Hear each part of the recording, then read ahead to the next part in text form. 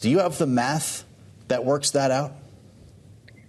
Unfortunately, the math doesn't quite work out. If you look at the take of tariffs, which I object to for a host of reasons, I think they would harm the economy. But if you just look at the simple calculation of how much would the tariffs he has suggested bring in, it falls much short of what you would need to pay for the long list of tax cuts he's suggested. And I think for this reason, the Center for Responsible Federal Budget, which is a nonpartisan centrist organization, has found that his plan on net raises creates many more deficits than the Kamala Harris plan would, more than twice as much in the median estimates. Mm-hmm. Well, as we consider here that we do have a guide of history as well, we have seen a Trump administration before that included tax cuts and included the placement on tariffs on a number of Chinese goods that largely have stayed intact throughout this administration. The argument you will hear from Donald Trump and those close to him, those who are in favor of his ideas, is that we didn't get to see that fully realized in the first administration because of COVID. We could have grown our way out of those tax cuts had the pandemic not intervened. To what extent is that, at least in some part, true? If you look at the tax cuts from the Tax Cuts and Jobs Act, the record is extremely clear. The economy that he inherited when he started his administration was a strong economy. They added a bunch of tax cuts. Revenues went down substantially, both individual income tax revenues and corporate tax revenues. And there have been a host of very careful studies that have documented that tight link between the reductions in the tax rates and the reduction in revenue. So any growth that materialized from this was not only not visible in the big macro aggregates. If you looked at investment trends, wage trends, and growth trends, you couldn't pick out the year that the tax cut happened if you were looking at this in a dispassionate way. But they certainly didn't generate enough growth to pay for itself, as some of the proponents at the time argued. But most economists throughout the political spectrum would reject that fact now. It really doesn't seem like these tax cuts pay for themselves, and you can't really see a big break in the big macro aggregates. Well, let's stick with the math then for a moment, Kimberly. What would be the impact of allowing the Trump-era tax cuts to expire? Republicans say it would equal the biggest tax hike in modern history. I think it would be the biggest tax hike on the rich. If you look at how much they gained from those tax cuts, the typical household at the very top gained quite a bit. But I think the median American household, their tax cut was only a few $100s a year, right? So if you look at a few $100s a year spread out across 24 pay periods, it's not a super large tax cut that typical households got. And the lower in the income distribution you were, the lower the tax cut. I think it was about $70 for those in the bottom quintile for an entire year.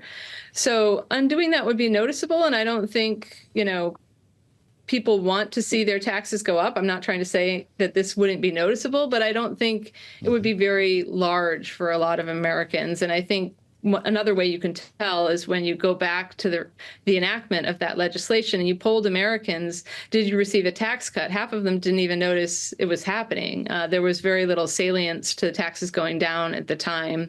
So it's possible that if Congress can't agree on extending this, that it wouldn't be a very big deal for a lot of households. I hope that they will come up with some sort of agreement that will balance the fiscal needs of this country with sound tax improvements that can, dampen the hit to those who would be more vulnerable to a tax increase. But I don't think it would be a disaster if taxes went up a bit.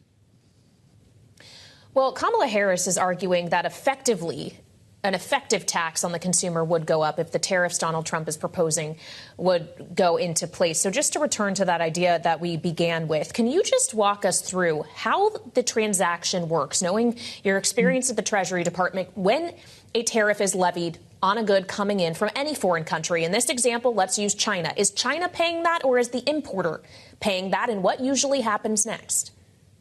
Yeah, so the importer pays the tariffs.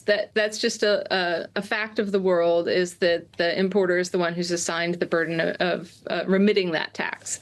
The second question that I think is the more interesting one is who is burdened by the tax. And we have a lot of studies of the Trump tariffs at this point, almost a dozen really high quality economic studies that have looked at that episode, and they found that U.S. consumers of imports and buyers of imports bared nearly 100% of the burden of those tariffs.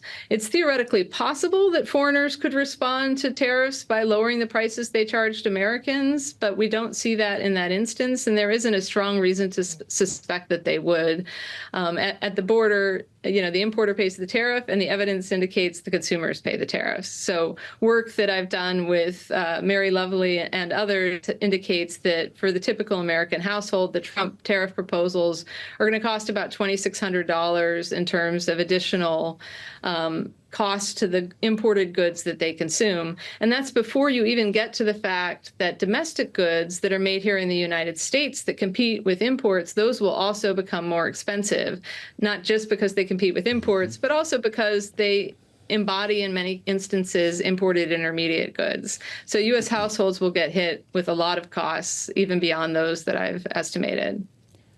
What did you learn today that was new, Kimberly, or is this the same Donald Trump when it comes to the economy who was in office 4 years ago?